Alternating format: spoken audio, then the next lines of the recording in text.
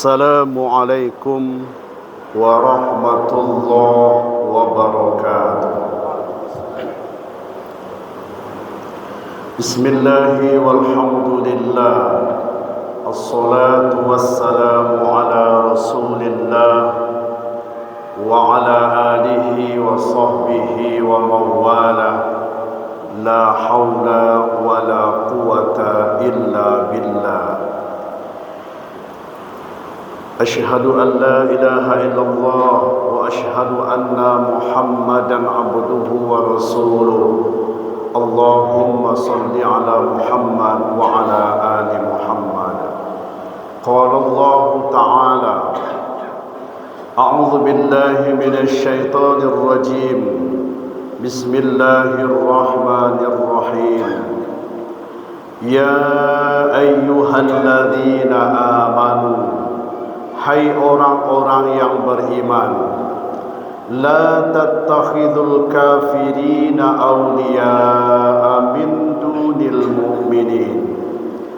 Janganlah kamu memilih orang kafir sebagai pemimpinmu dengan meninggalkan orang-orang yang beriman. Aturiduna an taj'alu lillahi 'alaikum sultanan mubina. Apakah kamu ingin memberi alasan yang jelas bagi Allah untuk menghukum?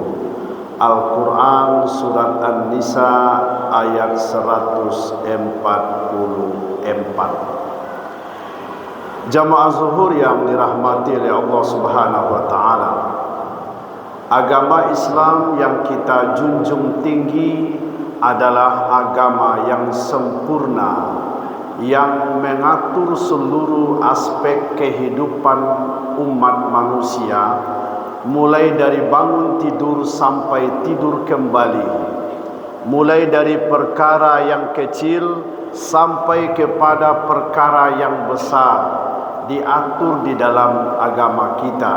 Begitu sempurnanya Islam ini. Allah Subhanahu wa ta'ala yang menyatakan demikian dalam surat Al-Maidah ayat 3, merupakan ayat yang terakhir diturunkan sebelum Nabi meninggal. A'udzu billahi minasyaitonir rajim. Al-yawma akmaltu lakum dinakum wa atmamtu 'alaikum ni'mati wa raditu lakumul Islam madina. Pada hari ini telah aku sempurnakan bagimu agamamu, dan telah aku cukupkan nikmatku atasmu, dan telah aku ridhoi Islam itu menjadi agamamu. Jadi sangat jelas dalam ayat ini bahwa Islam ini adalah agama yang sempurna. Karena Islam adalah agama yang sempurna, kita dituntut oleh Allah Subhanahu wa ta'ala mengamalkan Islam itu secara sempurna pula. Jangan mengamalkan ajaran Islam itu sebagian-sebagiannya saja. Allah Subhanahu wa ta'ala pun memerintahkan kepada kita dalam Al-Baqarah ayat 208. A'udzu billahi minasyaitonir rajim. Ya ayyuhalladzina amanu dukhulu fis-silmi kaffah wa la tattabi'u khutuwatis syaitan innahu lakum aduwwum mubin.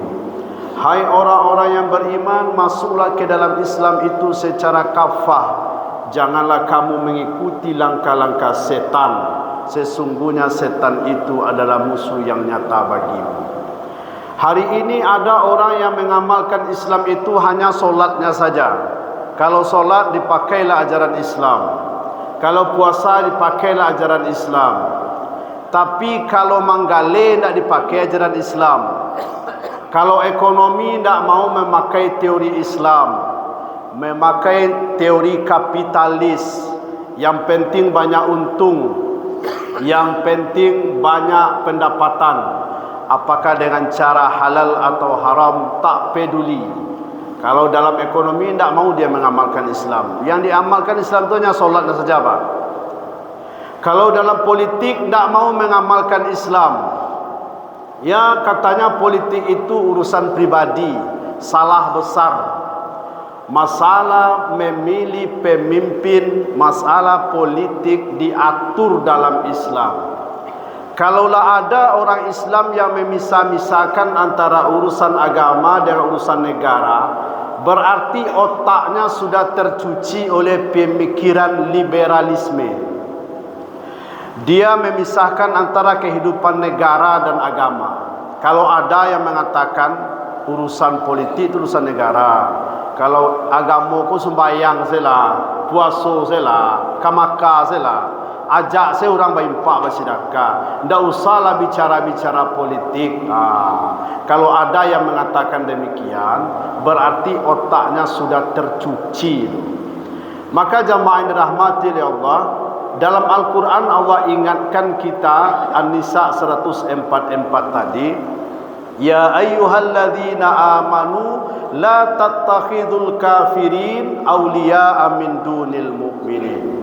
Hai orang-orang yang beriman, janganlah engkau menjadikan orang kafir sebagai pemimpinmu dengan meninggalkan orang-orang yang beriman. Kan masalah pemilu deh Pak. Kan masalah pemilihan ini. Jangan kamu mengangkat, memilih orang kafir sebagai pemimpin. Diatur dalam Al-Quran. Maka jika ada orang Islam yang mengatakan tidak ada urusannya dengan agama, masalah pemilu ini, itu berarti betul-betul tercuci otaknya itu. Atau mungkin belum sampai pahamnya ke sana. Maka jamaah yang dirahmati Allah, misalkan ada dua calon, satu orang kafir, satu orang beriman, satu orang kafir. Jika kita memilih orang kafir, maka hukumnya haram. Kenapa haram? Allah yang melarang. La tattakhidhu. Janganlah kamu memilih. La di sini adalah la nahi. La nahi itu al aslu fin nahi lit tahrim. Asal daripada larangan menunjukkan haram. Jadi haram orang beriman memilih orang kafir sebagai pemimpin. Ustaz, nyo Islam sadolah Ustaz, 2 calon, 3 calon, kok Islam sadolah? Tunggu dulu, lihat pada ayat 145 An-Nisa-nya, bahwa Allah ingatkan, innal munafikin fid darkil asfali minan nar walan tajidalahum nasira. Sungguh orang-orang munafik itu pada tempatnya adalah pada tingkatan neraka paling bawah, dan kamu tidak akan dapat, dan tidak seorang pun di antara kamu dapat menjadikan mereka sebagai penolong. Jadi kita dilarang memilih orang Islam yang bekerja sama dengan orang munafik. Wak caliak dulu di belakangnya, di mukanya, di muka orang Islam, tapi di belakangnya siap. Apakah dia bekerja sama dengan orang munafik atau bagaimana? Maka jamaah yang dirahmati oleh Allah Subhanahu wa taala, karena orang munafik itu yukhadi'una Allaha walladzina amanu. Orang munafik itu mengkhianati Allah dan Rasulnya, dan mereka mengkhianati orang-orang yang beriman. Kenapa Nabi Muhammad SAW kalah pada waktu perang Uhud? Perang Uhud adalah perang yang dipimpin oleh Nabi Muhammad, tapi Nabi Muhammad hampir terbunuh. Kenapa? Karena ada orang munafik. Dari 1000 pasukan umat Islam, 300 membelot kepada orang munafik. Awalnya bergabung dengan orang beriman, dengan pasukan beriman. Tapi setelah itu 300 orang yang dipimpin oleh Abdullah bin Ubay bin Salul berbelot kepada orang munafik. Akhirnya mereka mampu memukul pasukan umat Islam. Kalahlah orang Islam yang Nabi bana nama memimpin Pak, tapi di dalamnya ada orang munafik, habis umat Islam Pak. Padahal Nabi yang memimpin. 3 orang dari sahabat Nabi, dari 4 sahabat Nabi, 3 orang dibunuh oleh orang munafik. Hanya Abu Bakar As-Siddiq saja yang meninggalnya secara baik-baik. Umar bin Khattab dibunuh oleh orang munafik. Utsman bin Affan dibunuh oleh orang munafik. Ali bin Abi Thalib dibunuh oleh orang munafik. Mereka bergabung dengan umat Islam, tapi hatinya juga cenderung kepada orang-orang kafir. Berbahayanya orang munafik ini musuh dalam selimut, menggunting dalam lipatan. Nyo satu lo solat Pak di belakang umat Islam, di belakang Umar bin Khattab, tapi ketika itu nyotikam Umar bin Khattab dari belakang. Jadi orang munafik itu baik hubungannya dengan orang beriman, mesra dengan orang kafir. Kunci Inggris kamari masuk, yang penting parit kanyang, yang penting kepentingan tercapai, yang penting dapat biti. Itu orang munafik teman-teman. Maka hati-hati kita dengan orang munafik yang menghancurkan Islam ini, bukan orang kafir tapi munafik. Jamaah yang dirahmati Allah, maka waspadalah kita dalam hal memilih pemimpin nantinya. Semoga bermanfaat. Assalamualaikum warahmatullahi wabarakatuh.